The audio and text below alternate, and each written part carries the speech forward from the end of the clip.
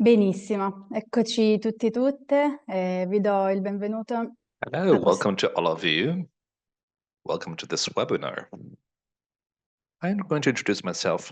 My name is Lorena Maria, project manager of Torino Impact Journalism, and also then dealing with Torino Impact Journalism. We're dealing with an ecosystem for entrepreneurs and also with impact activities based in Turin. One of the most important things that we have then initiated the initiative Turin journalism. This is a project wanted to deal with the journalism and impact economy, and it's also an initiative wanted to build up every day thanks to different cooperation, different initiatives together with the local companies that are particularly interested in this topic. It started in May with the first panel that we carried out as for the book fair in Turin. We had national and international experts that exchanged on this topic, and that we launched also a cycle of webinars that are deep diving different perspectives in a more technical, in a more training-based way. We are deep diving impact journalism. We started with the June webinar on fundamentals and principles of impact journalist. We gave you an overview over this topic, and then we deep dived the metrics of social impact in the next one. We explored the tools, instruments for social impact on news on their reference communities. The third webinar took place in November. These were stories that made the difference, which means different experiences of newspapers that are promoting impact journalism and that told us about their case studies. And today we are concentrating and focusing on economic viability. This cycle of webinars was organized together with the Order of Journalists. This is an essential cooperation for us. And this initiative is also then financed by the Social Impact Agenda per l'Italia. It's an Italian network of impact finance, which is then led by Gianni Melandri. I'm going to give you some technical information for the platform. First, our speakers will be in both in English and Italian. So there is also then interpreting service with simultaneous interpretation. If you wanted to activate it, you just need to press on the lower bar. You can see it. It's the function called interpreting. You can click on the 3 points, 3 dots, and you can choose your language. And then at the end of each speech, there will be then a question answer session, so you can ask all different questions. Really ask you, please, to ask your questions in the chat. So basically, we do not have any possibility to raise our hands. So please then ask your questions in the chat. You could do that during the whole webinar, so that we can select our questions and we can ask them to our speakers.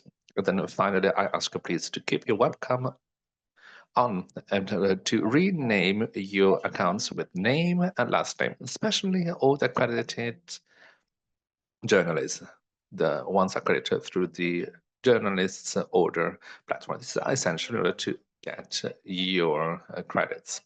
I'm going to conclude, then Mr. Zanotti, then journalist Ola Stampa is the one that deals with this initiative. And I'm going to thank the national, international speakers that are here today that are going to show us the experience. I'd like to thank also Mr. Pietro Saccon, Deputy Chief Editor of Avenir. He's going to be the moderator of this meeting. I'd like to thank him again. I'm going to give you now the floor, Pietro. Thank you so much, Lorena. Welcome to all of you, ladies and gentlemen. I was not able to participate in the previous webinars. I'm sorry for that because today's topic, impact journalism, is absolutely very important. Economic viability of impact journalism. We're going to explore the economic aspects of impact journalists today. Today, our business models are very interesting for journalism in general because it seems like nobody has found the right way, like solution on this topic. In order to combine a positive impact journalism and also a work in journalism with economic viability is something very precious. And this is absolutely something that can stimulate our curiosity, my personal curiosity too. I wanted to hear what our speakers are going to say today. I'm going to introduce our speakers, Cecilia Lambourus, dairy mongering co-founder, Annalisa Anholzer, Business Development Manager at Thomson Reuters Foundations, Lucy Nash, Impact Producer at the Bureau of Investigative Journalism, and Francesco Zaffarino, Head of Content at Will Media. Good afternoon, ladies and gentlemen. We're going to start directly with Karamboulos, because the Daily Maverick has a lot of experience. It's a impact journalism. This is its main focus, and they developed economically viable model in order to make impact journalism very efficient impact journalism. What are the strategies in order to engage the readers? And tell us something about your membership program in order to make everything more efficient. Thank you. Thank you, and it's a pleasure to be here today and to be able to share some of our experiences with you and how our membership program has been able to sustain impact journalism at Daily Maverick over the last 6 years.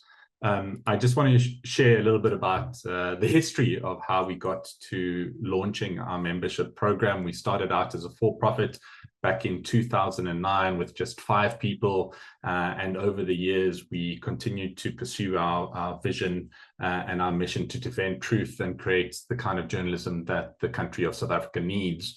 Along the way, we experienced the financial disruption of digital transformation of journalism, and our hope that advertising would become the cornerstone of our revenue was blown away by obviously everything that we have come to know today, that big tech platforms have been able to consume the majority of advertising. So we needed another way to be able to continue to pursue our editorial vision in a way that didn't compromise our principles and our vision and our editorial independence. And so the Maverick Insider membership program was conceived in late 2017, early 2018, and launched in August 2018.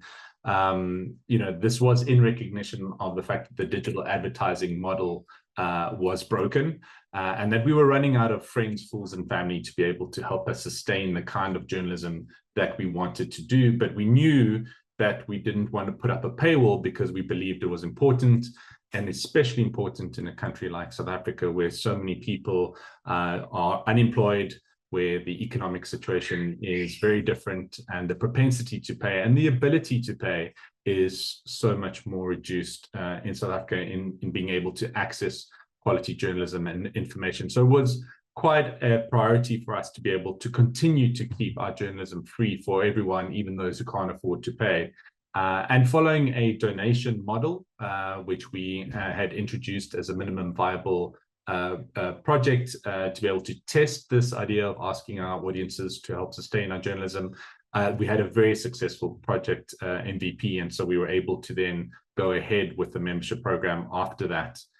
But essentially, this was more than just generating revenue for ourselves. It was about building a community, and that is at the heart of membership, and why it is different than a subscription, and why it is different than a donation as well. It is about more than just the financial part of it. It's about, at the heart of it, engagement, building a community, and understanding the needs of the community in order to create something that they value and that they want to be part of as well. So the donations program, I just want to just share some data from that test that we did.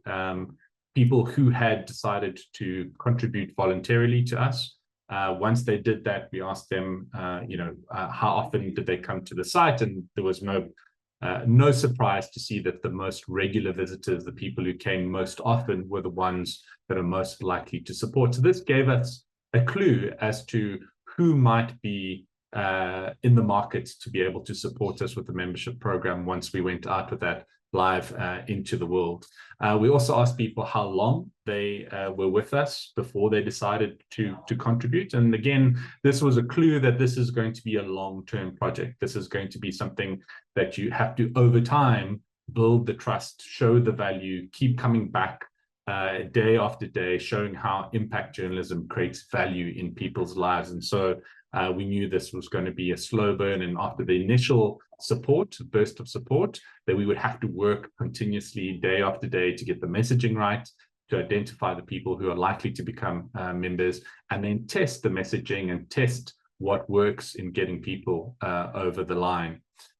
So as I mentioned, community engagement is at the heart of membership, and it's something that we do quite a lot of in terms of events, in terms of being able to explain the kind of work that we do, bring people closer to journalism, and to create those avenues for engagement that help build trust and also help show the value of our work in different ways.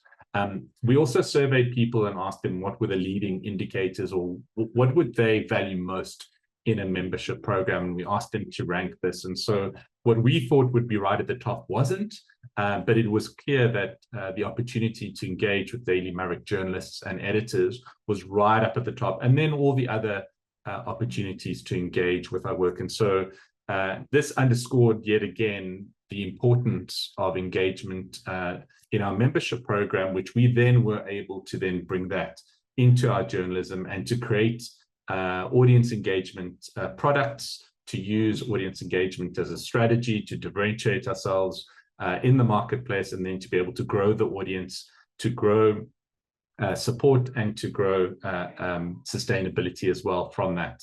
And then you can see how this influenced the types of benefits that we then offer our members. Behind the scenes newsletter has something like a 70% open rate. Events were a big part of it, and then also being able to comment and also browse the site ad-free. But there are so many more, as I said, there's so many more reasons and benefits that people have been willing to help us out with, and that we've taken advantage of having so many people who are willing to support us in so many different ways. In fact, our first community manager was recruited from the people who signed up on the very first day back in August 2018. That person is now is heading up growth at Daily Maverick. The organization has had a variety of different needs as we moved from different offices to the next, and needed accommodation for our speakers, and even interesting things like a drone pilot in an emergency situation. We needed to be able to access that. One interesting thing that we do as well is when people sign up to become members, we ask them what is their superpower, and we put that into an expert database that we then share with our community, with our journalists, in case they need access to a particular set of skills or commentary, or diversifying the sources of comments. And there have been some really interesting stories that have come from that, as well as being able to crowdsource editorial projects, crowdfund certain projects as well, and then also being able to tap into that community for feedback, for voting on certain things, on books that we're publishing or titles, and also being able to volunteer their skills at our events as well. So that's just a quick shout out to our membership community, and how we launched that in a time to help sustain our impact journalism. Quali sono state le principali difficoltà e le principali sfide che avete dovuto affrontare per What were the most important challenges you had to face in order to create a newsroom focused on impact journalism in South Africa? And what lessons could you draw, and what fears could you maybe show to other models? Thank you. Yeah, so things like engagement, reaching out to our audiences, asking for input, and then utilizing that as extra information into our process is not something which comes naturally to the newsroom. But we were quite lucky that membership is built on that engagement. You cannot build a community without doing that. And so we were able to take the successes of engagement and feedback and build the community building from the membership team, show the success of that and how it was working for us and helping to grow the organization, allowing us to create new newsroom jobs. Since we launched the membership program, we went from something like 30 people in the organization to now just over 100. And so that success was we were able to then, show people what is possible with engagement, and then allow us to create more impact for people because we were doing a better job by engaging with our audiences on so many different levels. And so membership was the Trojan horse that allowed us to bring audience engagement into the newsroom.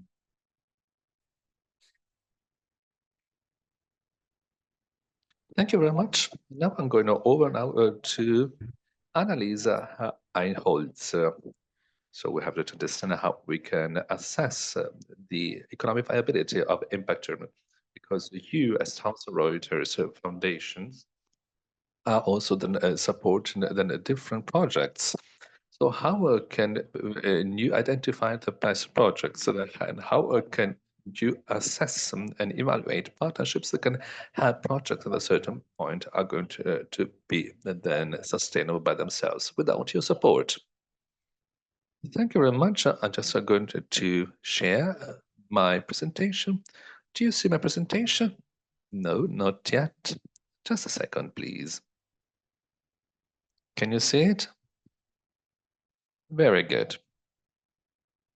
First and foremost, good afternoon, ladies and gentlemen. I just wanted to give a small overview of the foundation. We had a corporate foundation of the Thomson Reuters Foundation. It's a Canadian multinational in the information sector. We are an independent charity, as normally say, so which means that we receive an annual donation from the Thomson Reuters Foundation that helps us to support our projects, our initiatives all over the world, and our newsroom. And we are using our expertise at media and legal level in order to help independent journalists, but also different kinds of stakeholders in the civil society with their advocacy work. Our vision is to help societies and countries of the world so that people can be more informed, and have been active since 1982. We are based in London, but we have different offices and corporations in Nairobi, Buenos Aires, Manila, and New York, and also many correspondents all over the world. Our three main areas of work are resilience of independent media, access to law, and also the responsible business. But today I'd like to talk about our work as for the resilience of independent media. We are going to focus on impact. As for resilience of independent media, so we wanted to focus on the editorial excellence. So the way we can help newsrooms with the training, education, the services, as for editorial work. But we want also to help them to become more sustainable in terms of their operations, in terms of their governance, so that, as we heard in the questions, that these initiatives can continue on the long run without the support of external donator. We also wanted to support the so-called media at risk. So independent journalists and the organizations that were obliged to exile. And this is one of our priorities for next years, especially for South America. And then, of course, we wanted to protect media freedom at global level. Moreover, we have our newsroom. The name is Context, which is separate from the Reuters newsroom. And we have more than 70 journalists in London and in other regions I mentioned. And we're going to deal with the climate change, impact of new technology on society, and inclusive sustainable economies. As for the criteria we use, and we wanted to use and to develop a new strategic partnerships, I'd like to say that the foundation is not a stakeholder that is granting money, granting subventions.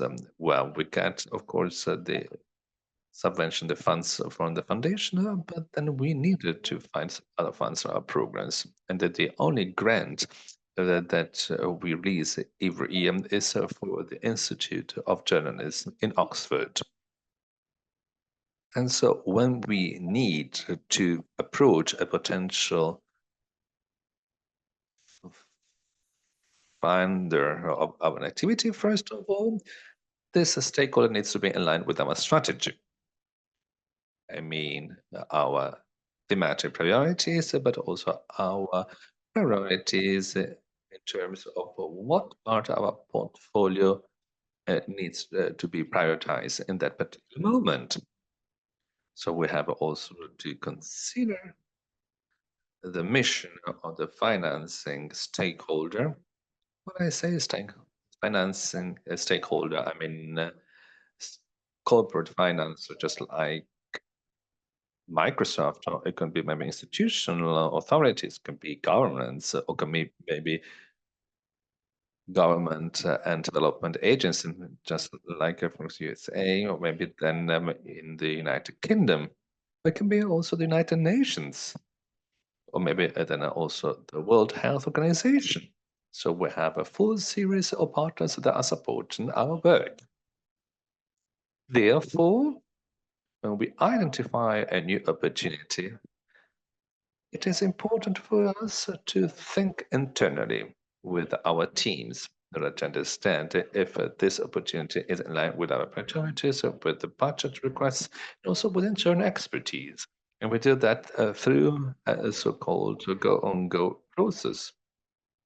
Go-no-go process. So we ask the opinion and we discuss about the opportunity with different teams. Could be maybe our product team, it could be our programming team, could be the finance team, or could be maybe then our experts for the program support in independent journalism. And so at the end of this process, we make a decision and we decide if we really wanted to put together a proposal or to access these funds. And it is the responsibility lie in my hands and also then lie in my colleagues' hands to create a detailed budget requirement to submit to the funder. Of course, there are big differences between institutional finance authorities like USAID that request very technical proposals, very long and detailed requests to put together. And so we're talking about work that will last months with very clear, precise deadlines. So there's a calendar, there's a timetable. We all know if you follow the platforms with the published opportunities, so they can all put together this timetable, this calendar for investments. These institutional funders can release every year. But these are very competitive processes because, of course, there are many authorities, many stakeholders that are interested, and sometimes we have to create a consortium with different organizations so that bring in their expertise in order to build up this proposal. From the corporate point of view, instead, this is less competitive where you have to develop a proposal because with our corporate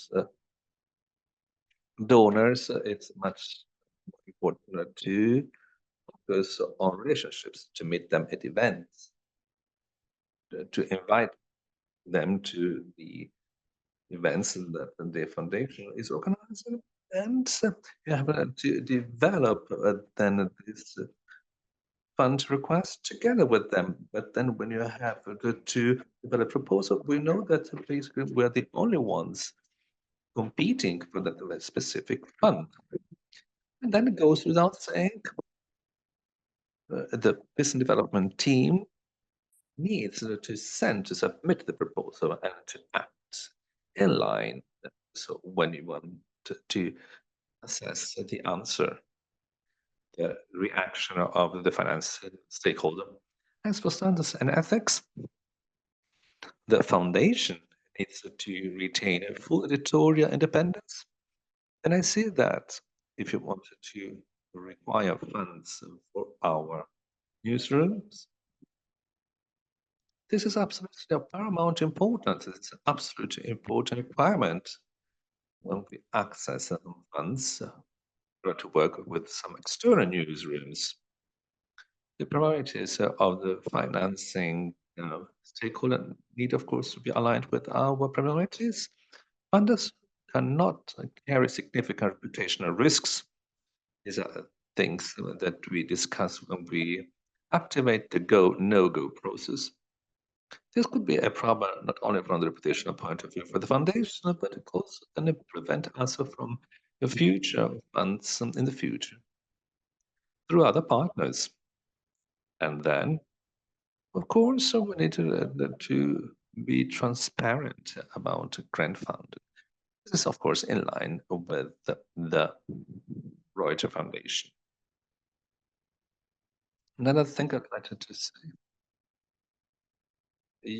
Yes, Pietro. We wanted to understand how we wanted to work to apply for grants. In Italy, maybe we do not have so much tradition for journalist organizations. So probably they needed to be then together in order to participate in calls, in tenders. There's a lot of bureaucracy too. What do you need in order to apply for grants, especially for new projects?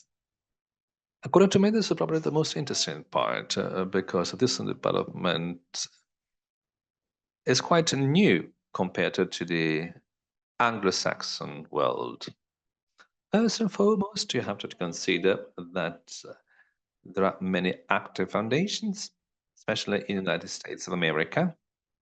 And in the last years, they started financing more newsrooms in Europe. It was just a small percentage. Means to just establish a contact and increasing our network with these foundations that are investing more and more in journalist projects. In order to do that, we need to clarify position, the impact we wanted to achieve, and how we can prove and show this impact. Because this is one of the first requirements our funders wanted to be clear about. It's quite difficult because, of course, the impact of a journalist's work is something that we can reckon, we can also then demonstrate over the long run. So we have to start with so-called research work. What do I mean? I mean that we have to start look at some platforms. Maybe I can share also a couple of links in the chat after my speech in order to find some European funds and also US-based funds. According to me, it's absolutely important to differentiate the partners pool. So, because this is something that we needed to do in order to grow with our partnerships, especially with institutional partners. These are long-run partnerships, so work quite a lot with the USAID, but especially then in journalism, you see that more and more important are the so-called then private funds. Once you have carried out this initial research, it is of paramount importance to build up a very convincing proposal. A proposal where different team members can work on and also to be able to show and to express the ideas. It is also important to talk about previous projects. In order to start the fundraising work, I would suggest you to start considering calls, tenders, even the smaller ones, more aimed one. They are less competitive so that you can make more experiences in order to apply for larger tenders, larger calls for bids. And of course, I have to stay informed. This is something we give for granted for a journalist. But I'm referring particularly to the possibility to create a kind of calendar, a timetable, with all different funds that can be published during the year. Once again, for the institutional donors. And then you have to be sure that each single funding proposal is detailed and also specific with the priority and expectations of the funders you wanted to send it to. You have to use maybe the language or concepts that they normally use in order to talk about their areas of work. You have never to give up, because you have to be persistent, because maybe the first time you submit a request for funds, maybe you can have a negative answer. Maybe it takes them more than 6 to 9 months for the final answer. But important thing is to be able to create a relation with the funder, because even if in that precise moment there are no available funds, or maybe if the project you submitted is not in line with expectations, well, it may happen that a funder can then submit a proposal to another foundation, another funder. That's the reason why it's very important to be in a very close relationship. You have to send them updates, articles, new ideas every 2-3 months at the least. Thank you very much. So Francesco Zaffarano, coming back to Italy. Will media is a very recent creature, let's say, that was able to develop a lot of followers on the social networks, and he proposes to connect journalism and young people, something that we were able to do in Italy. What are the strategies of monetization, and what kind of economic sustainability models did you adapt? Just to make sure everyone can understand me, I'm going to switch to English if that's okay for you. Let me just share my screen because I have a presentation as well. So let's start from the very beginning. So what is Will? We call ourselves not a news magazine or a newspaper. We like to describe ourselves as a community made of people and companies willing to inspire change. And this is like both essential for our identity and our business model, but I'll get to that in a few slides if you can wait. So first of all, we started in 2020 as one of the first cross-platform publications in Italy, which means that we don't own a website, we don't have a paper publication. We publish directly on social media platforms and other services like podcast platforms and newsletters, newsletters tools. In 2021, we decided to bring our work in real life. So we started hosting events, and the first one was a huge tour we ran through Italy, touching both big cities and rural areas, because we wanted to engage directly with our community. And this is, again, part of the DNA of our company, because we started as a community focused and based publication, which means that we want to try and make our members part of the editorial process as much as we can. So we don't only read our readers' comments and messages, but we try to create spaces where we can have direct interactions with our community. And this is a way to inform our editorial decisions. So for example, during the Will Meets Tour in 2021, we asked around 1,500 people what is the single issue that keeps them awake at night. And we gathered all the various different answers that we received over the tour, and then we used that information to decide which main focuses we wanted to have for the following year, like editorially speaking.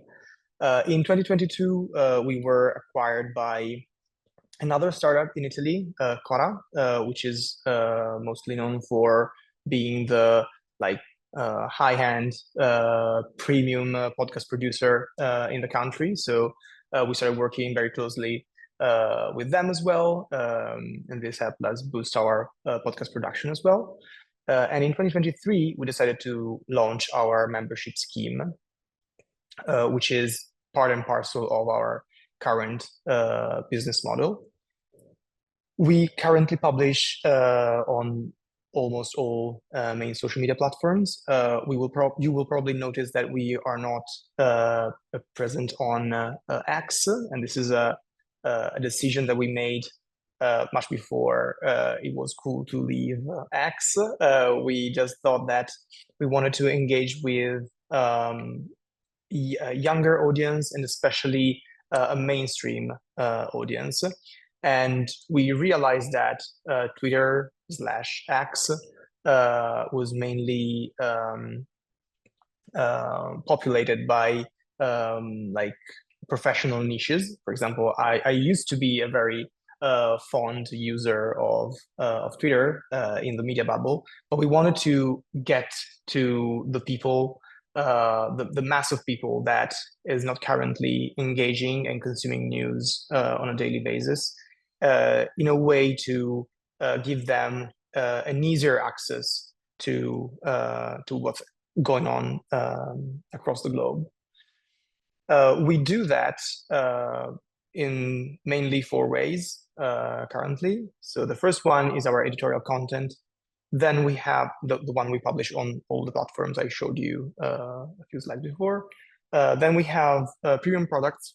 For example, one of our darlings is Junk, which is a 6th episode documentary that we co-produced with Sky in 2022 about the impact of fast fashion on communities in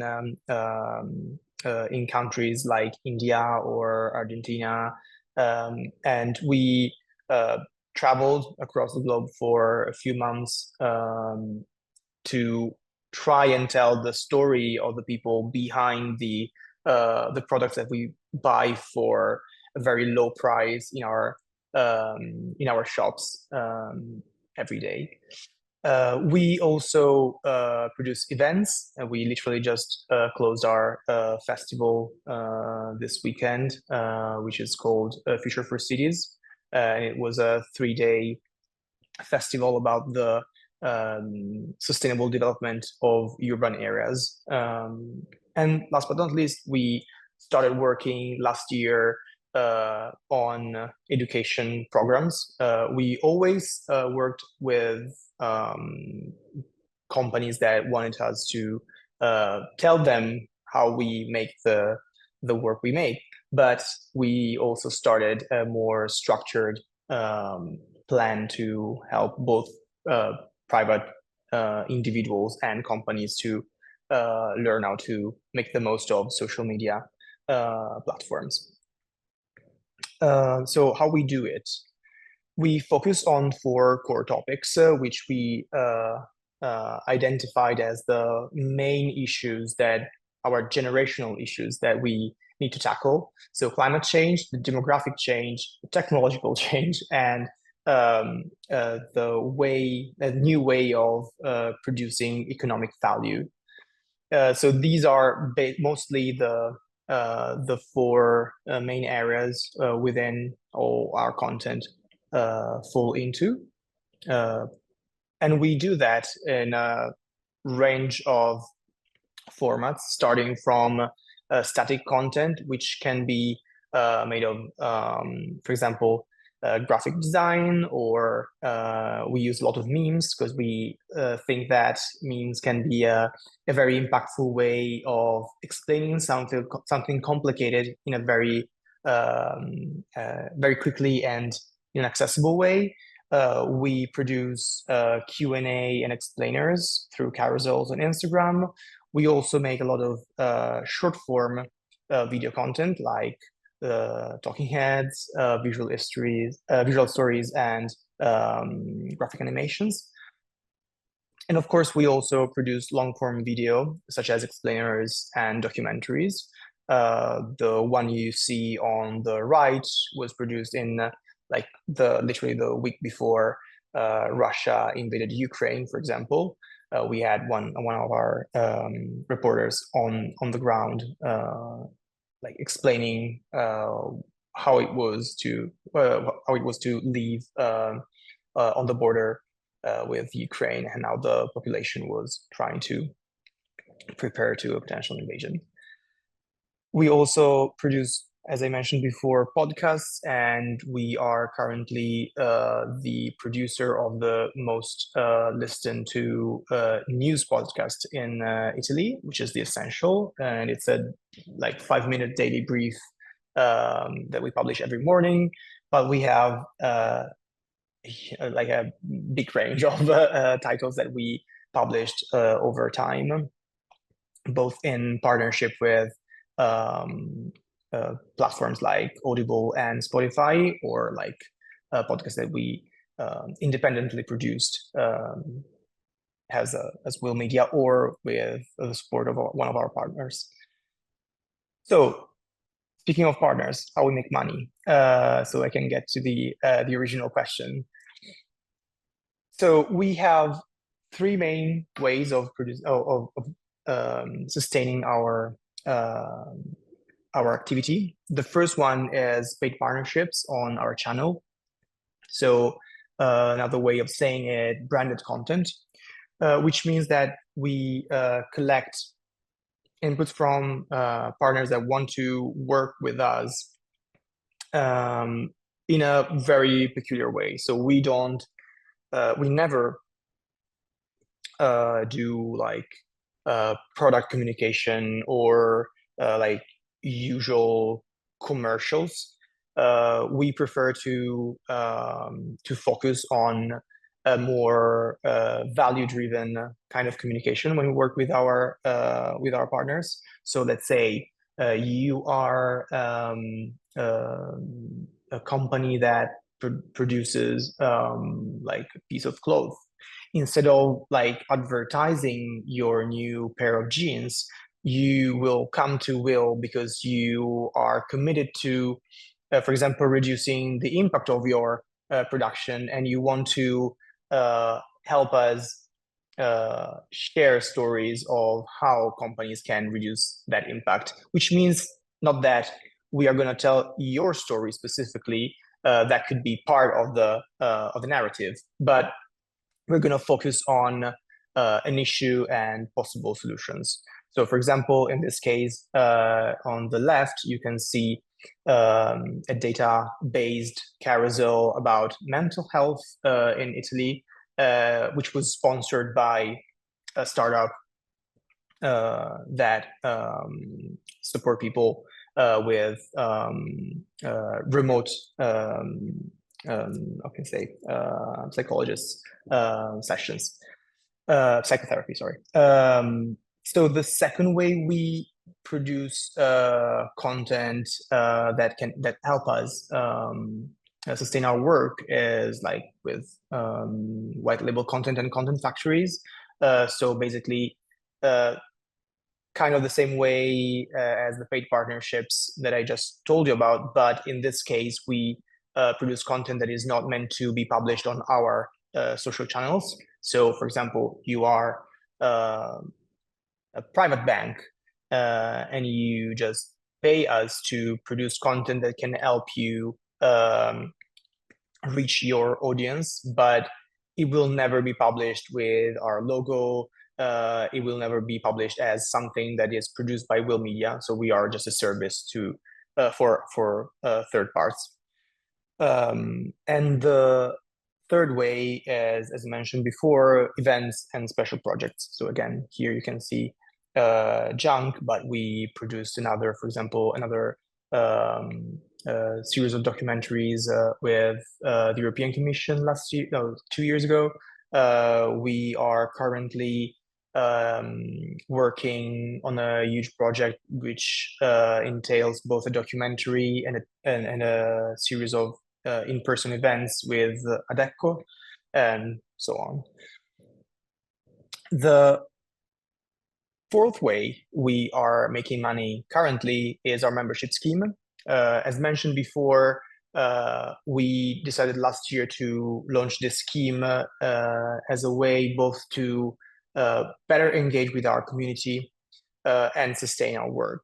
So the idea of our membership scheme, as all membership schemes should work actually, is not to put our content behind a paywall, but to ask people to support our work, to make the content that they consume and they love available for everyone without making them pay for it. So if you sustain Will Media, you're going to get some extra content that we started producing specifically for the membership scheme that wasn't part of our editorial offer before the membership scheme. But the real value, the real added value is to being able to participate into a series of special events that we organize for our community of paying members, both in person and online. So, for example, we run a monthly meeting online with our editorial team to discuss a specific topic. This month, I think in a couple of weeks, we have a session on the government budget, so that we will be able to basically answer questions that our core community might have based on the coverage that we did so far, that we've done so far about the government budget. Other things that we do for our members, for example, we started a WhatsApp channel dedicated to the people who are sustaining our activity, and specifically linked to our flagship podcast for the membership, which is called Closer, and is a podcast that we publish every evening with a deep dive on the 2 most important stories of the day. The WhatsApp channel is used while the podcast is published every evening. Every morning, instead, we tune in on the WhatsApp group to chat with our community, get their feedback about the previous episode, and, for example, if we are still deciding what to focus on for the evening, we make them vote to decide which story we need to focus on based on a range of options that we give them. But also we have different formats to engage with the community on the WhatsApp group. Basically every day we have a specific set of questions that we want to we ask them to make them part of the process, of the editorial process, and to keep them highly engaged with our work. Last but not least, we recently, and by recently I mean like 2 months ago, launched our academy, which is the final piece of in the mix of revenue streams that we have right now. The New Media Academy is an attempt to build on the experience of the Cora Academy, which was the first podcast academy launched in Italy a few years ago. So we started this new experiment, building 2 different courses for people who are willing to become to upskill their journalism skills, or people who are working already in digital communication or corporate communication and want to learn how to use the tools and platforms that we are using every day, both for podcasting and digital journalism.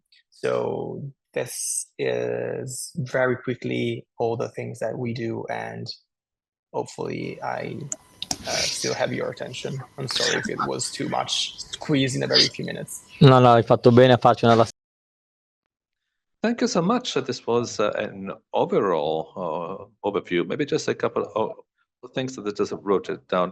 Maybe so you can give us then an overview about the separation of your revenues, the branded contents, and the membership program, and that this last initiative or the academy. I do not know if you can spend a few words on that. And I want to also to ask you, how complicated is it to find a balance in the will to create impact journalists, and also to find, of course, a balance in a kind of commercial way, means working for companies?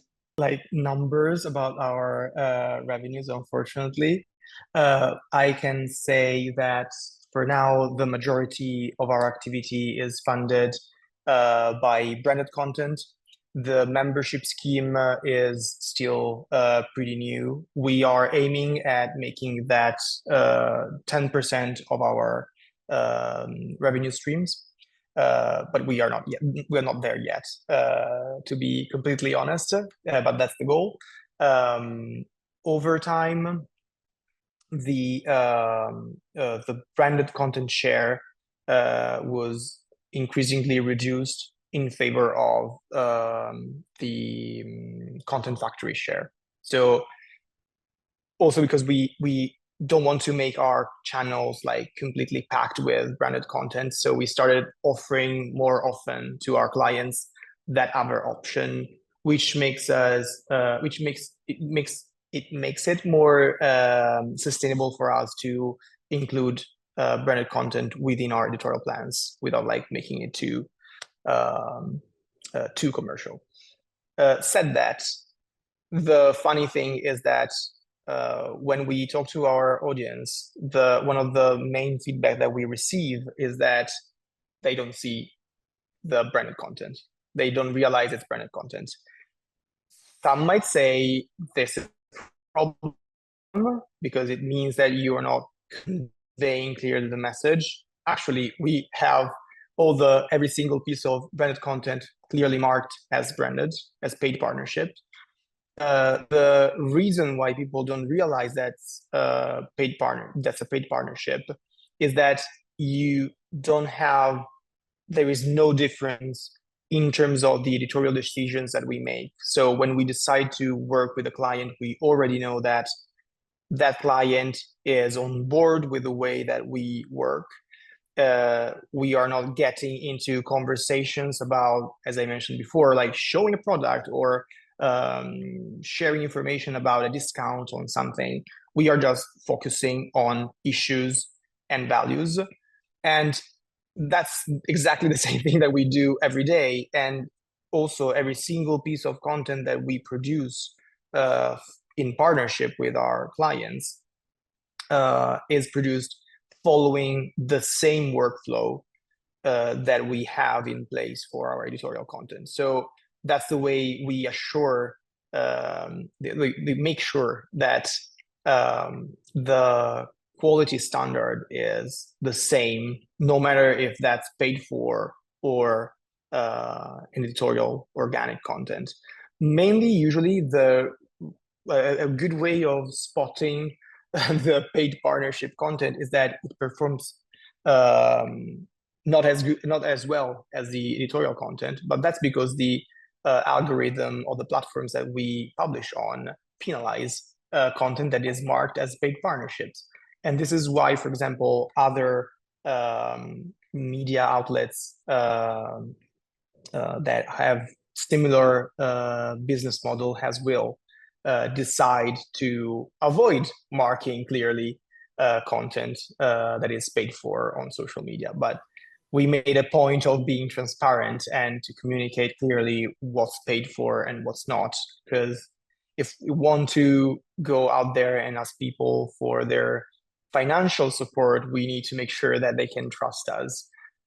So this is mainly how we make sure that we can strike the balance between impact, focusing on the impact, and like resisting the commercial push. Said that, we also have people that are paid for in our company to have this kind of conversations with our clients. So it's not, this is definitely not everything on the editorial team's shoulders. So at the very beginning of the conversation with our clients, we make sure that they know what they are signing in for, because we don't want to have unfortunate surprises after they sign the contract. But the contract itself clearly states what are the limits of this collaboration. So they don't have, for example, a right to tell us what to write in the content. The content of the what we write in the content is decided by the editorial team, no matter if it's paid for or not. They only have a chance to review the content before publication, and this is normal because it's a paid partnership. Grazie, mi sembra anche molto interessante vedere come questi nuovi modelli si possono sviluppare, possono trovare nuove combinazioni di... To see how we can find different models, how we can find new business combinations.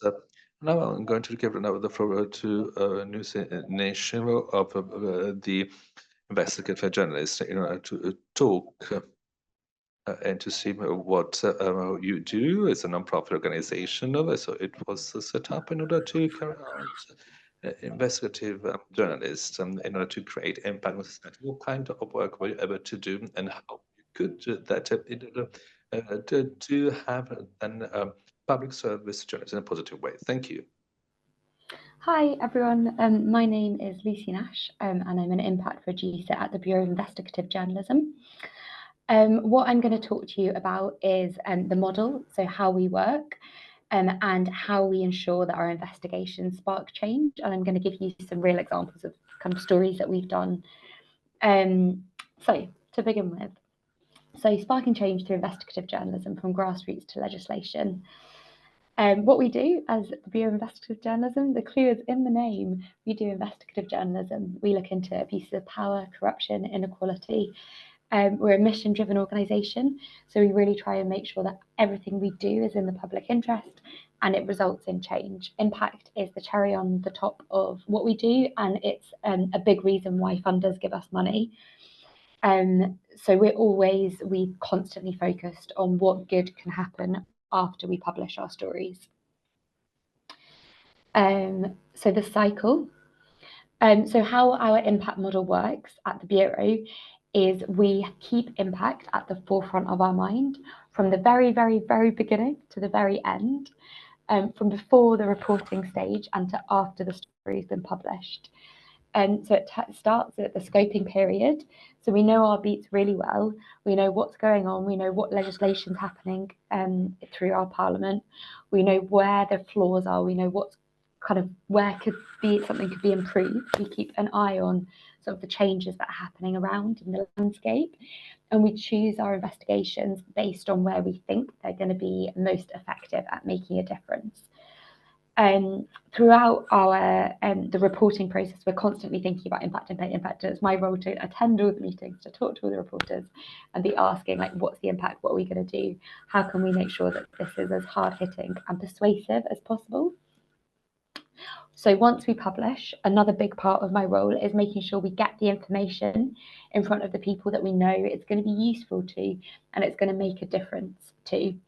So for example, my team's remit is the enablers. We look at people who enable financial corruption in the UK, or money laundering or reputation laundering. And because of the type of investigations my team publishes, the change makers for my team is often the legislators. So it's the politicians, it's the policy makers. And we try and make sure that our stories are getting in front of those people so they can make the decisions as informed as possible. But for another group, it might be the community themselves. I put at the beginning of the presentation, from grassroots to kind of legislation. So it might be kind of a grassroots community that this information is going to be most useful to. So we think carefully about who we want to get the information in front of. So after publication, get the information in front of the right people. The next stage is monitoring the impact. And I'm going to speak to you a little bit about how we do this later on. But we've got, I think, quite a good way of monitoring impact. And I hope some of you can hopefully just like copy and take inspiration from what we do for your own organizations. And the last stage of the cycle is reporting back the impact. We try and report on what's happened to our audience so that they know what's why they should invest in us and why we do what we do. It's a kind of dialogue we have with our audience, and we also report back to our funders. So that's kind of the full impact cycle. So as I mentioned earlier, we try to think very carefully when we're publishing about who we want to reach and why we want to reach them and how we want to reach them. So we think about the pressure points that can really make the change. If you're reporting on a big business, it might be the stakeholders who have kind of the influence, and you might try and get the investigation in front of the stakeholders. Or it might be the customers, the people that are kind of directly buying it.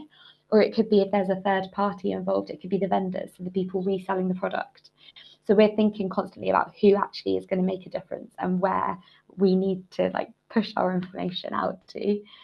And we want to make sure that the information is always helpful and that the language is always it's appropriate language for the audience that you're communicating with. We did a story into tobacco farmers and the workers' rights of tobacco farmers in South Carolina in the US. And the big way that these this group of people communicate is via WhatsApp is so big. So we actually published our stories via WhatsApp and in Spanish because that's the common language. So we're making sure that we're adapting and meeting our audience where they are. Okay, I'm going to move on to giving you some examples of the type of impact. I've got 2 examples, and then I've got a sort of more creative impact project that we've been working on. So the first example is an investigation that we did last year, all about homes getting too hot with global warming. Even in London, which obviously has a reputation for being cold and rainy, and although it may be like that at the moment, in the summer it does get very hot. And to start with, it was a community-driven project. So we worked with the community to work out what they were most concerned with. And they were very concerned with their homes getting too hot and it not being kind of livable, and to the point that it being quite dangerous if you had other kind of disabilities, or you had very young children or very old people living in the home. There are some quite serious health problems that are associated with hot houses. So we asked the community what they were concerned about, and they were concerned about the heat of their houses. We then worked with the community to monitor the heat in their houses using these very special heat monitors that were developed by the University of Glasgow, and we installed them in lots of people's homes, and we got them to kind of report on what was going on at the time. And we used the data from these specific homes in a specific area of London that we were looking at for our investigation. We then, once we published, we then kind of tried to get the information in front of the kind of the policymakers, the councils who can make a difference with that. And as a kind of little nugget of impact that we are quite kind of pleased with, and it is kind of self-contained and quite helpful for us to understand how useful this investigation was, is that kind of one participant who had a kind of child that was about 6 weeks old, and her home was constantly heated because it was a council-run property. And not only did she have to pay for the heating, but she wasn't even able to turn it off. And she used our results to kind of push the council into stopping this problem and fixing it, which was really good because it made such a big difference to her and her young child. So that's an example of a community project, so us working with the community to ensure impact. The next example I'm going to give you is potentially more kind of stereotypical journalistic investigation project, but I am giving you this example because it shows about us getting the information in front of the people who can make a difference. So we looked into a drug called asparaginase, which is a drug to treat one of the most common forms of childhood cancer, a form of leukemia. So it's a chemotherapy drug. And we looked into how there are some brands that were really ineffective. So children were being given this drug, but it wasn't really helping. And this was problematic because they could be giving a drug which would help cure them, and they weren't. And so their kind of lives were very much at risk as a result of this. And predominantly looking at shipping data, the particular brand of asparaginase was being shipped to low and middle income nations where there weren't strict regulatory authorities. But in several instances, these like substandard medicines were actually shipped to Europe as well, or Western Europe as well. And I believe that there were patients in Italy who were actually given this like substandard medicine. And my colleagues, once they published it, they really wanted to make sure that this information was in front of people who could actually directly make a difference. And as a result of this investigation, a group of scientists have actually picked up the issue, and they're developing a test for low quality asparaginase. And it's only because we were thinking very carefully about the audience that this information is going to be most helpful to, that we managed to spark scientists to start kind of investigating further and taking it to the next step and creating a test so that people hopefully ultimately will no longer be given this substandard medicine that doesn't really help them. Okay. The next example that I'm going to speak about is something that I've been really, really heavily involved in since I joined the Bureau. And it's started off about an investigation that we did into money that was being funneled from Kazakhstan via London, via a holding company in London. And it was, as it says on the screen, about 8 billion. So it was a lot of money that was being funneled through London. And we didn't say overtly that there was corruption, but we just sort of laid out the financial structure and let people make their own conclusions of why it might be like this and where kind of the weak points were. And as a result of publishing this, we got sued. So we had to kind of defend ourselves and fight it in the courts. And we were of the opinion, and there were kind of various lawyers and NGOs who gave the same opinion, that this was something called a SLAP. So a strategic lawsuit against public participation. Good luck to the interpreter translating that. I think it is. I think other journalists should know what it refers to, because it is quite well known now. But it's basically a lawsuit aimed at silencing journalists. So it's not, and other people as well, not just journalists, but it's not legitimate. It's kind of an abuse of the law specifically designed at muzzling free speech. And as a result of this lawsuit, which I have to say we successfully concluded in August, and it has now been dropped, which we're very happy about, we started a project called Silent Stories. And the reason I really wanted to highlight this at this webinar is because it's quite an innovative impact project. It kind of marries up journalism and advocacy in a very creative way. And also because we're looking at helping journalists in different countries do something similar. So if you are interested by what I'm about to talk about, please get in touch, and I'd really love to engage with you and kind of talk you through what we did in a bit more detail. But so what we did and what happened 2 weeks ago, so it all came out 2 weeks ago, was we spent about a year, probably a bit more, gathering stories that are in the public interest, but were never published due to these legal threats. So it's stories where lawyers were effective at scaring the journalist into not publishing. And we gathered these stories and we did our own kind of due diligence and fact checking on them. We've got about 10 in total. And we use something called parliamentary privilege to get these stories out. So parliamentary privilege is a protection given to politicians, to MPs, which enables them to talk about whatever they want in the House of Commons without the risk of getting sued. So we kind of orchestrated quite a few of us, about 17 in total MPs from 7 different parties, a lot of different parties, to speak about these stories in the House of Commons in the UK Parliament. And then we press released And so different news organizations under a different protection, legal protection, reported on them. And what we did could be replicated in different countries if whichever country it is has similar privilege laws to the UK, and I'm pretty sure other countries do. So please get in touch if you're interested by this sort of work and this kind of interested by media freedom issues and slaps. Sorry, that was just a background. I think someone unmuted. There's a slide I've put here about impact and activism. I'm very conscious of the time, so I'm not actually going to speak about this, but like it's worth thinking about in your own time. And we then developed a tool to track our impact, as I mentioned, the cycle. The end ones were tracking the impact. This is basically the tool that we've developed is basically a Google form, which leads into a spreadsheet, which I don't have a screenshot of, which then leads into a tracker. And it's a really effective way at tracking impact. And if anyone wants to develop something themselves, like please get in touch and I can talk you through how we did it, because it's been kind of quite revolutionary for our newsroom. In terms of like communicating our impact, we have a newsletter called The Spark, which I write with the help of a little group of us. And please do sign up. It would be great to get some new subscribers and for you to hear about kind of impactful journalism. It's not just our investigations that we feature, it's investigations around the world. So also, if you have any good impactful stories that you think should be highlighted, please get in touch because we're always looking for stories to feature. And we've got more resources on our website if you would like to look further at what we do. And I'll leave my contact details there. And thank you, and I look forward to questions.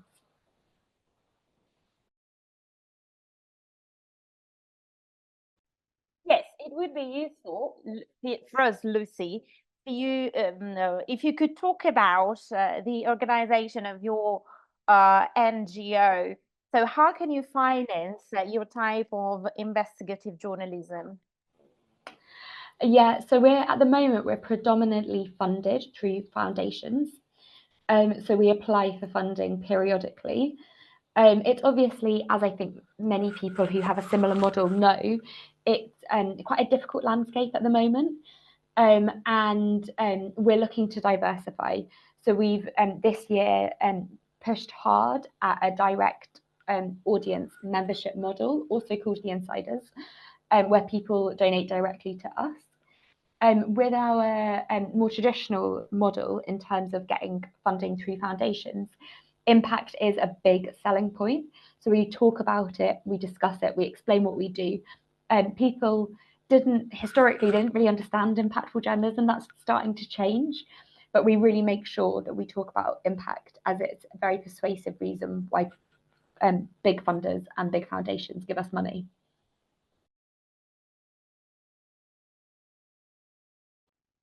Thank you very much. Thank you, Lucy. So before moving on to the second part of this meeting, mainly about how you can set up a newsroom for impact journalism, I'd like to present to you what we do at Avvenire. So journalism first and foremost. So we are the magazine of the Episcopal Conference in Italy, therefore we're supported by the church so that we can offer believers and non-believers some sets of information that can actually help them out in their everyday life. So we were set up in 1968, so we're a bit older than the organizations that we've heard from so far. Our mandate is to circulate pieces of information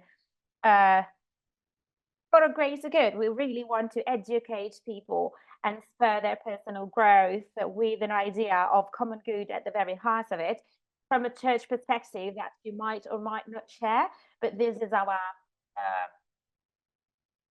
intention. So we would like to spur progress for everyone as our main mandate. Should we were to focus on our business model, or were we to focus on a business model, we are really focused on, traditional type of journalism. So print journalism, we have 85,000 subscribers getting a copy of a newspaper, and we are now transitioning towards a digital type of business. Our website is completely free of charge. Our podcasts and newsletter are free of charge as well. As I was saying before, we have a part which is devoted to civil economy. So we've been doing that for 3 years and it's been working fine. So it's been performing quite well. So we work with the different companies and entities to actually talk about transformational ideas, transformational types of businesses, and we talk about the stories of those who are trying to do something different and introducing any type of novelties.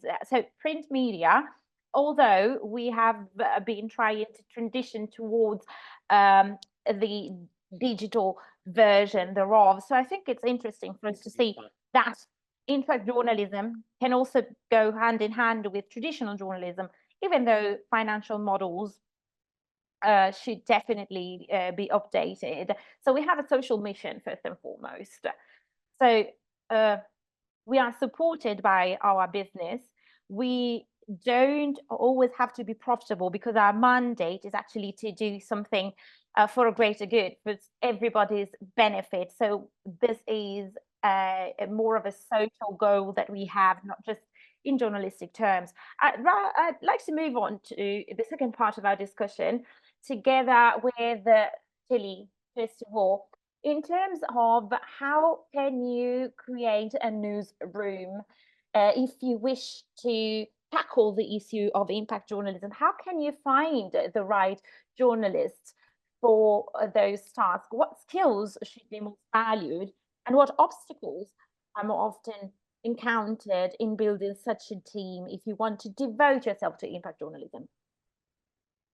Yes, I think one of the starting challenges that we've experienced here in South Africa is in the last 15 years since we've been working at Daily Maverick and growing the organization, the industry has lost around 70% of its workforce. So that's the context in which we're starting. So there are a lot of skills that have been lost, and from there, the pressures, the challenges have just grown from there. And so that's probably the starting point is we might need to develop new skills from scratch. The kind of characteristics that we look for is, a curiosity and an open-mindedness to be willing to experiment, to try an evolutionary new way of doing this kind of work and focusing on that. But it also starts with us as leaders who have a very clear vision and then build a culture to support that vision with clear strategies and frameworks to be able to achieve that. So it starts with us as leaders to create the kind of environment and to make sure that we're headed in the direction that impact journalism and an editorial vision that we want to have and we want to see put out into the world. And so we want to pursue that. And then we go out and look for the right people to make that happen. If the people are there, we engage in new training. We focus a lot on leadership development, on taking the time to be strategic, on how to differentiate ourselves and our product from others. And so things like impact tracking, designing for impact upfront and not just a reporting effort. All of these things are efforts which have to go into creating the system and creating the culture that incentivizes and rewards that kind of work to be done.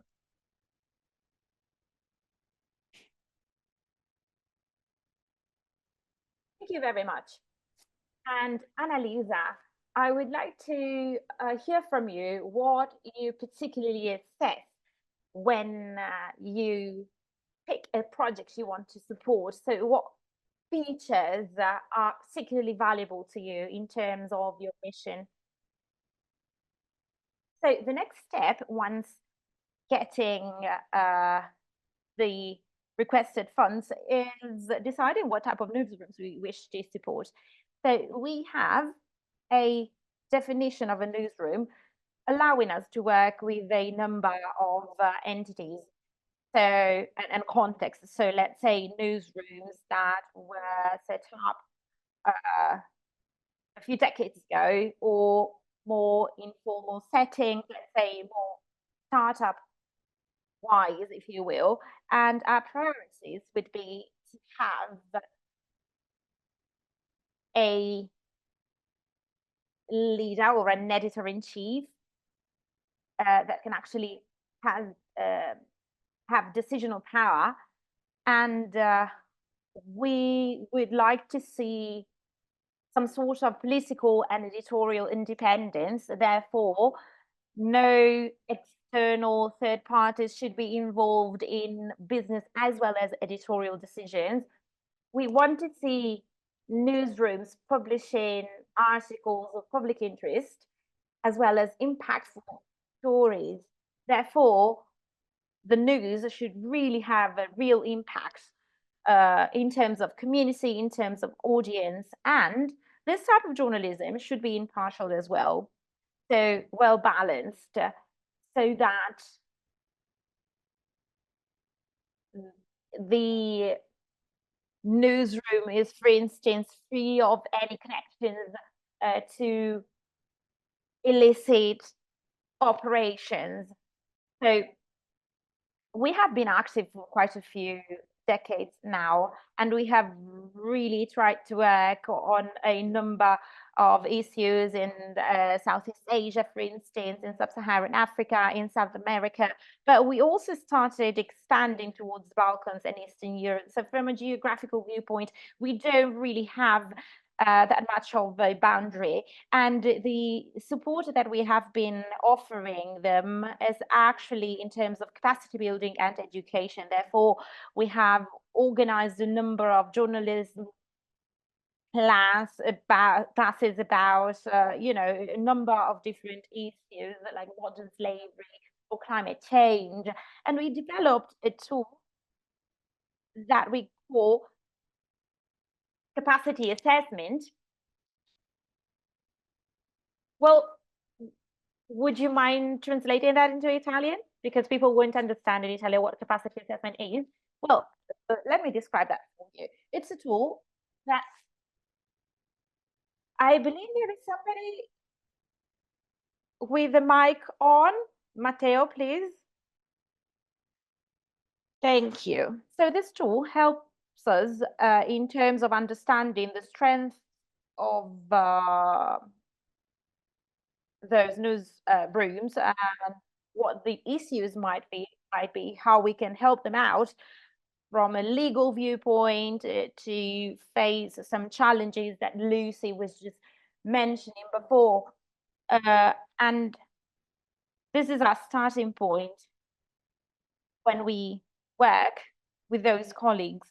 And it might be interesting for you as journalists,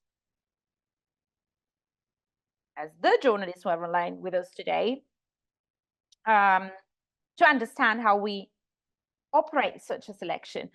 Oftentimes, we publish, for instance, on our website or on our social media channels, some calls. So we offer classes, for instance, with a detailed description thereof for a maximum of, let's say, 10 to 15 participants. So newsrooms can reach out to us directly, and we can talk about the specific projects that they would like us to support. And then generally, we work on well-defined projects. So let's say one newsroom at a time, but some other times we'd like to tackle an issue from a viewpoint which might be broader, like an ecosystem. Therefore, we work with a number of different media outlets. Francesco Zaffarano, you talked to us about the New Media Academy, which is something new you presented, something new for you as well. So the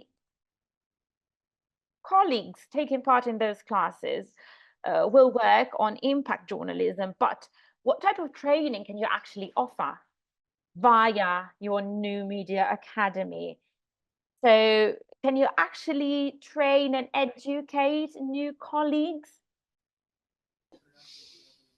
So we didn't think of the New Media Academy. We didn't design the New Media Academy as a as a gateway to get into the Will Media team. But of course, we are always on the look for new talents. So we are open to considering potential hires.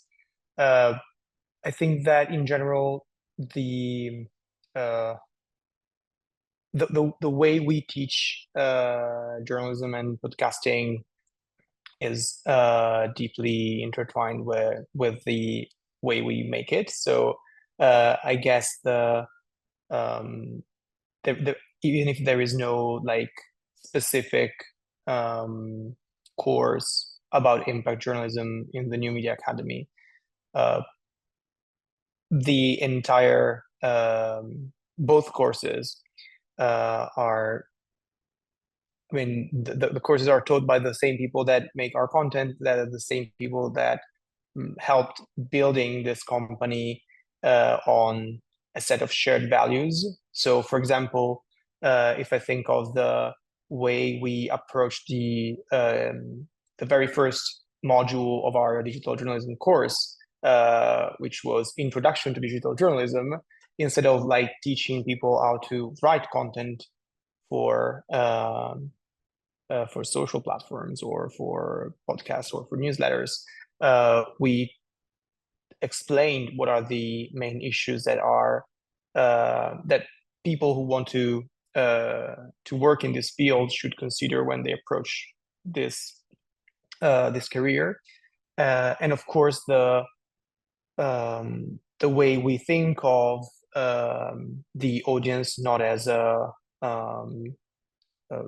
set of like a group of people that can only consume passively your content, but a community that can contribute to the production of your content, and as a group of people that are like human being with experiences, with skills, with knowledge that you can tap into to work on your content, to produce your content.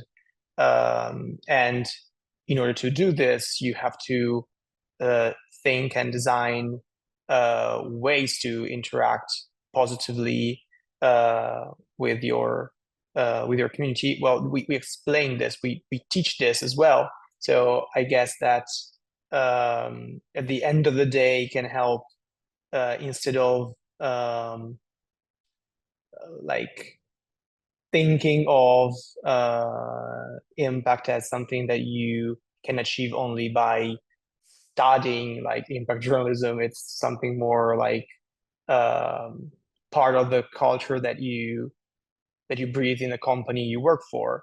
So we try to do the same when we teach digital journalism. It's not something that should be like that we should put in a box as a specific way, a specific field of journalism. It's more a method that is part and parcel of everything that we do. Yes, I will now go back to Lucy for a more technical aspect about impact journalism. So what tools do you have to actually measure the impact of your work? Also for non-media outlets, measuring and tracking impact is quite complex. So what do you do about this? Do you have any tools to actually magnify the impact of your work? What types of mechanisms and systems do you utilize to this end? And once you manage to measure such an impact, can you actually reassess and slightly change your work based on the feedback that you gathered? Yeah, good question. I can actually share, I've just got it up, the kind of tracker that we created earlier in the year, which I showed a screenshot of. So I'll just share my screen again so that you can see it. So what we do is, as I mentioned earlier, we have a very simple, well, it's not actually as simple, I would like it to be more simple, but we have a Google form which forces people to, there are bits where they can expand on their answers and there are parts where they have to choose from options, which means you can filter it easily later down the line. So we've got a Google form, which anytime any impact happens, big or small, people are meant to fill in. That then sends information to a spreadsheet. And that spreadsheet is then linked up with something called the Looker Studio, which is it's a Google form. It's on Google Sheets, and there are different tools. I'm not a salesperson for Google, but what we do is on Google, and it's then linked up to something called the Looker Studio, which is a Google tool for data analysis. This is the Looker Studio that I'm sharing with you now. So in terms of monitoring, we've classified impact as community impact, political, legal impact, business impact, organizational impact, and media pickup. So it's all about, the way we do it is all about trying to classify information so that it's easier to find when you're looking back for stuff, and so that you know what's happened and what's gone well. And then as a result of the kind of data analysis on this tool, you get lots of nice charts and graphs, which are good for looking back and working out what did well and what didn't do well.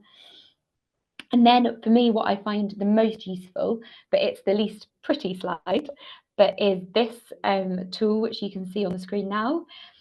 So you've got the different categories at the top. You've got the team, when it happened, beat subject, story title, strength of impact, and then you've got political, legal, business, community, organisation, and publishing partner.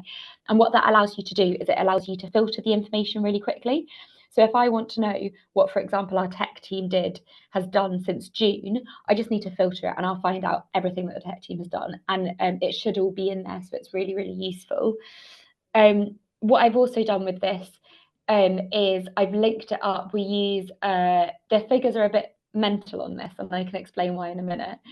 But I've linked it up to this kind of tool to monitor reach. So for us, reach and impact are two very different things. But I've linked it up to a tool which monitors the reach. So we know how much pickup there is and how many times different stories have been picked up in different places. The reason the reach looks like an absolutely insane figure is because the tool that we use, which is called Meltwater, which I fed into this tracker, it monitors not the kind of read of the certain newspaper or media outlet or wherever it is. So obviously we've had some stuff picked up by the Times of India, and the Times of India has the biggest circulation, something like 50 million people every day. And so it's monitoring that figure. So that statistic isn't actually correct in terms of how many people are likely to have read it. It's how many people could have possibly had access to your story. But what is quite useful is total media pickup, total countries and total languages, because you get an idea of who's reading what and where they're reading it and where it's picking up. There was a second part to the question, which wasn't just about monitoring. It was about looking back and working out what went well and what didn't go well. So it's really hard, because obviously with journalism, you're never doing the same things twice. And if you did, you'd be breaking no new ground, and you wouldn't be breaking new stories. So we do look back and we think about what's effective, and we will kind of learn lessons from what's gone well. But it's in terms of choosing stories, we don't necessarily choose stories based on what we've chosen before. That being said, the SLAP stuff that I was talking about earlier has been quite effective, and we're getting somewhere with it. The government, we've had a lot of action in Parliament. There was a private members bill, which is a type of kind of how some legislation is made before the general election in the UK. And because we know that we're getting somewhere, we can know that the statistics show that impact is happening on SLAPs. It's something that we're going to continue, if that makes sense, and that answers your questions. Sì, grazie. Ok. Abbiamo una ventina di minuti per qualche domanda dal pubblico. Abbiamo toccato temi diversi, abbiamo visto modelli anche molto diversi di fare media.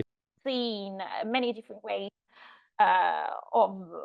in terms of how you can develop business and journalistic models to actually generate a greater impact, which is obviously of paramount importance for the different communities. So if you have any questions for any of our speakers, please don't hesitate. They're here for you, and you can type your questions into the chat. Oh, Lorena, can our fellow colleagues actually raise their hands and actually turn on their mics, let me know. Paola Caselli sent us a couple of questions for Steely. Question number 1, to elaborate an idea of community and engagement. Actually, have you used behavioral economy? La creazione di una community intorno a un giornale non si trasforma in un prodotto con grande influenza ideologica, quindi questo è sull'impatto, diciamo, avere un modello, una solida membership non rischia di spingere il giornale verso le campagne che vuole il pubblico e magari non sono quelle che i giornalisti seguirebbero in maniera indipendente. Do questa, diciamo, interpretazione alla domanda. Of the question.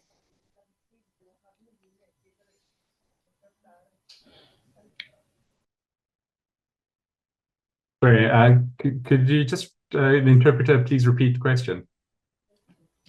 The first question is about if you use the tools of marketing, of behavioral economy for developing your project of community journalism. The second one is about if the creation of a community of members behind your work impact your works in the terms of I think changing the affecting the independency of the news work of your newsroom. Yes, so the answer to the first question, using behavioral nudges or understanding of behavioral economics in our work, in promoting our work and in marketing our work, we do that quite a bit. We test which biases or which cognitive biases or behavioral nudges might work best or resonate the most, and so our team is always looking at ways in which, you know, the right language. We talk a lot about joining the cause, for example, so where people want to be part of something. So we use a lot of that language. We talk a lot about the number of members who already have signed up. So we say, you know, join the 32,000 other members who support us financially. So they want to be part of a group or part of building something, and so we use a lot of those techniques, and just to clarify the value of being part of that community. The potential or the risk of compromising editorial independence is usually one of the first things that are raised by newsrooms who might not have previous experience, or who might have preconceived ideas of why you shouldn't or why there's a risk in doing this. But the way we try to position it is that this information that's coming in is in pursuit of really understanding the needs of our audiences, and the more that we interact with those audiences, the better we'll understand them. And so we encourage them to look at it as extra information that they can bring into their experience, that they can then use to make better decisions and to take better actions and invest resources, limited resources, in those topics or in those stories that are going to create the most impact in the world. And so it was one of the sort of the causes of resistance in the beginning, but over time and through experience and showing and how we've been quite careful in guiding people through the process and showing how it could work, and asking people to have how might we be able to do this without affecting our independence approach. And so and now there are plenty of examples that we can point towards.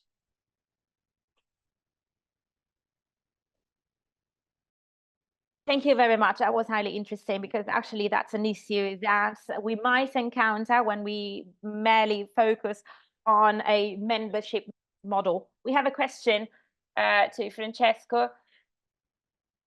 In terms of Contact Factory, how do you pick your clients? For those, no, Pietro, if I may, it's not Matteo Gardelli, it's Alessandro Bertozzi who asked the question. Apologies, I misread. the question still stands. How do you pick your clients for whom you wish to produce content that would actually be published on your pages? Okay, I'll stick to Italian for the time being. Well, in a nutshell, it doesn't really have anything to do with merit. We always put forth a set of options to our clients when we introduce ourselves, when we begin talking about a possible future partnership. So we lay out all the different options available. And in some cases, we are the ones pushing towards a certain line rather than towards a different approach, but depending on the communication needs, if I may describe them this way. So if they're on a tight budget, they might or might not diversify. So another relevant factor when having to decide this is the following. Well, having a message that you wish to convey in a respectable way, if you will, but that doesn't really match our own audience on our own platforms. Therefore, we suggest or put forth a different type of communication based on our skills and in a way that can best serve that specific type of communication. I will now ask a question to you about social media, for instance.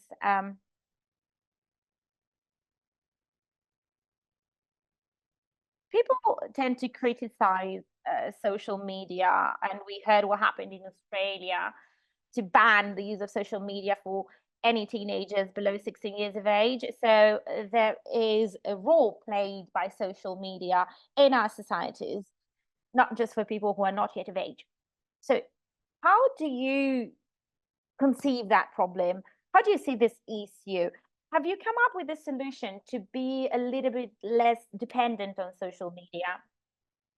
Well, culturally speaking, I'm quite liberal, so I don't like bans. From a, my perspective, I don't think that they can actually be really useful, because whenever you come up with a ban, you'll find a way around it.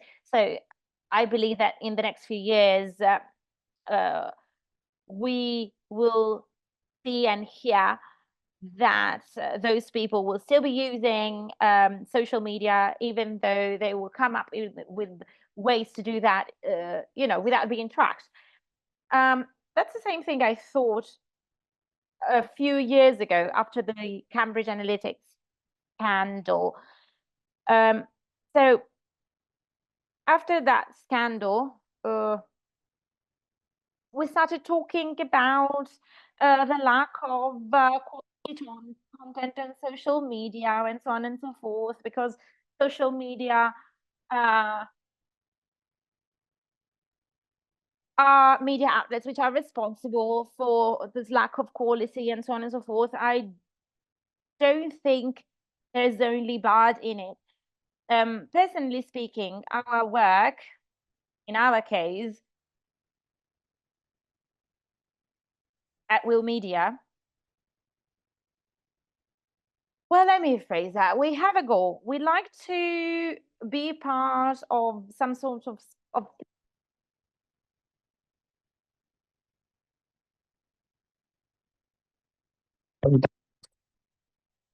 that space. I don't think that will be done by anybody else. So I'd rather devote my energy to actually support that type of space so that it can become even more positive without being toxic. Therefore, we focus on moderating comments a lot so that we can help out those who would like to interact, in a constructive way, even though they have a critical perspective or like they have a negative perspective vis-a-vis what we put forward. We encourage that type of exchange, whereas we like to always keep an eye out in terms of, deleting toxic comments, because that will inhibit anybody else from actually participating in a positive way, in a constructive way. So in general, I believe that social media can actually be improved only if we work on it. Well, we can hear a couple of voices at the same time. I don't know if anybody wishes to intervene. Well, I heard somebody speak as well. I don't know if anybody wishes to say anything. Otherwise, we have a new question to Steely. So impact journalism is based on qualitative metrics rather than quantitative ones. Does that help you out in terms of membership business media? Yeah, I think it can be both a help and a hindrance. Designing for impact is something which you really want to include in the process right in the beginning, and then being able to report and measure on it afterwards is a really important part of the process. But you don't want it to be just a reporting exercise. You really want it to be included right up front, so that it's included in the editorial decision-making process. It's been considered when you choose the kind of stories that you want to follow and how you want to lay out that story as well. And so all of those measures are important factors in determining, how much it can influence your newsroom. But traditionally, tracking and measuring impact has been quite difficult. The Bureau has done great work in terms of systematizing that and operationalizing it, but there's also a lot of impact that goes unrecorded and unmeasured, for example, especially when we consider that impact can be achieved at the societal level, through policy, for example, or lawmaking, or national ministers, for example, being affected by work, or at the organizational level when maybe an illegal project or a corporate activity is stopped or affected by the work. But it's also a lot of impact happens at the personal level, in the individual homes. If you as an individual choose to change what you do, or you choose to engage in a new activity or support a new cause, or change your diet, for example, we'll never know about that unless we make those efforts to be able to try and get that information from our audiences and other people, and then record that and then track that and measure that as well, and bring that back into our reporting and our systems, so that we can then, bring that extra information back into our planning. And so all of those are important considerations. The qualitative nature sometimes, or the difficulty in getting some of that information can make it tricky, but it is certainly doable, and something that we're going to continue to invest in.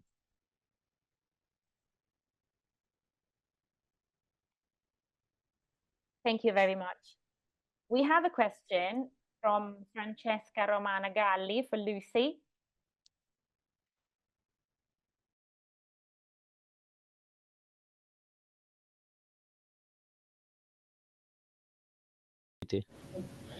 Yeah, it definitely does. I think it's all about kind of trust building, a big part of it. Not only is it about kind of action and lawmaking, but in terms of the public awareness and the Bureau regarding Parliament, I think it's all about kind of building trust, and it reflects very well on us that they're picking up our news. And I think that reinstills in our audience that we're an organisation that people can trust in terms of what we put out. But it's just a kind of evolving relationship, because it's also about parliamentarians trusting us. So it's they trust what we say is reliable. And it takes time to build that reputation in terms of like your organisation.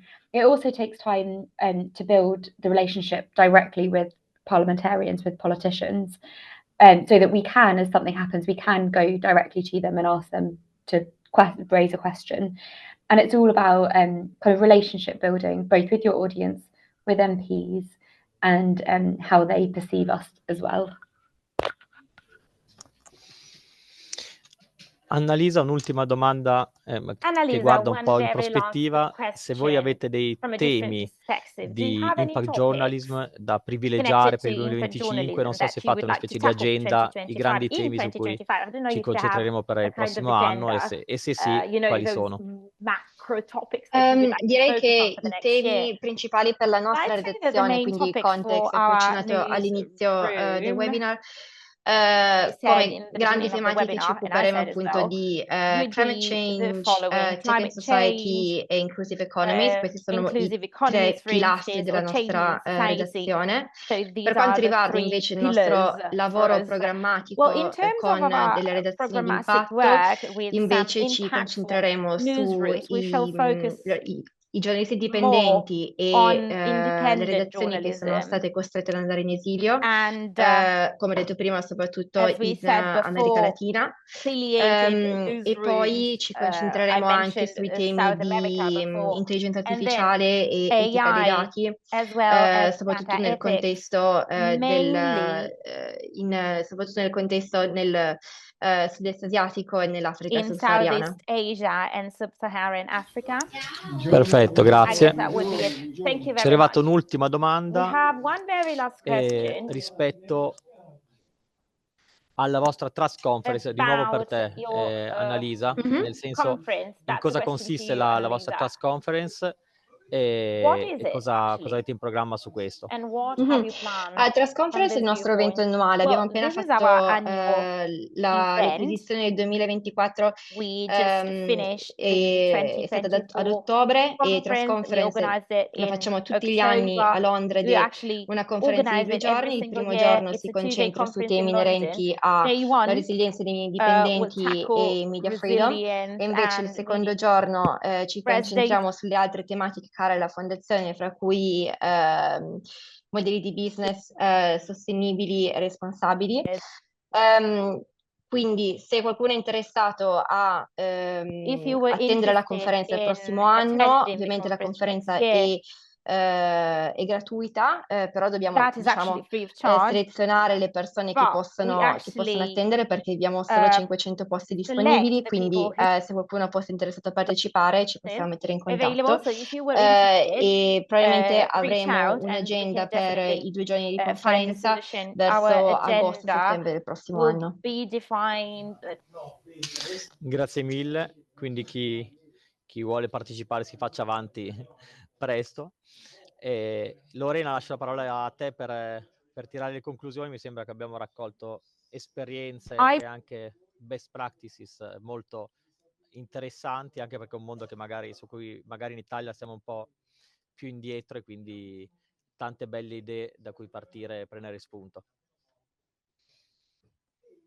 Bene, grazie Pietro, grazie a Stili, Pietro, thank you Francesco, ad Stili, Annalisa e Lucy Francesco, per Annalisa and averci Lucy. fatto entrare nei vostri progetti, nelle vostre redazioni, e soprattutto la cosa più importante dal mio punto di vista è averci fornito tanti spunti concreti ed esempi concreti, casi studio, che poi di fatto sono quelli che davvero ci servono per poter prendere spunto e Most of insomma, ci sono actually, stati anche molto di ispirazione. Quindi grazie a tutti e tutte. Io vi rubo ancora giusto un paio di minuti per condividervi un QR code. Nello specifico questo QR code rimanda a un questionario di valutazione. Ecco, adesso dovreste vederlo. Ok, rimanda a un questionario di valutazione sul webinar. Sono your alcune assessment of semplici this e rapide webinar. domande, però per noi è davvero molto importante avere il punto di vista di voi partecipanti, anche per poter sviluppare i prossimi contenuti che ci piacerebbe portare. Ecco. Per cui scansionatelo, se non riuscite a farlo adesso non preoccupatevi, perché nelle prossime settimane, insomma, il prima possibile vi manderemo as soon as una possible, mail al cui interno troverete you will tutti receive an i email materiali with relativi all a the questo webinar. materials In and the particolare presentations that we used riceverete throughout this la webinar, and in particular registrazione you also in get inglese e access in to italiano del the webinar. recording, both in Italian and in Inoltre, English. questo questionario di valutazione vi manderemo e vi condivideremo anche le slide che i nostri relatori hanno proiettato, e anche alcuni spunti che alcuni, ad esempio Annelisa, grazie per aver condiviso con noi alcuni riferimenti interessanti in approfondimento al tuo intervento. E insomma, detto questo, vi faremo avere maggiori aggiornamenti. Adesso questo, diciamo, rappresenta l'ultimo webinar che abbiamo organizzato per Torino Impact Journalism, ma non escludiamo, ecco, che nei prossimi mesi potremo ritornare con ulteriori approfondimenti, per cui ecco, vi daremo assolutamente notizie. Detto questo, vi ringrazio ancora e insomma, ci vediamo al prossimo appuntamento. Grazie anche Pietro per la tua moderazione e per tutte le domande che hai posto ai relatori. Grazie ancora. Grazie, Bene, ciao. grazie Ciao a a tutti. Thank you, everyone. Arrivederci. Bye. Buona Bye. settimana. Have a nice week. Arrivederci, Arrivederci. Bye. Arrivederci. Ciao, arrivederci, grazie. Buonasera a tutti, grazie.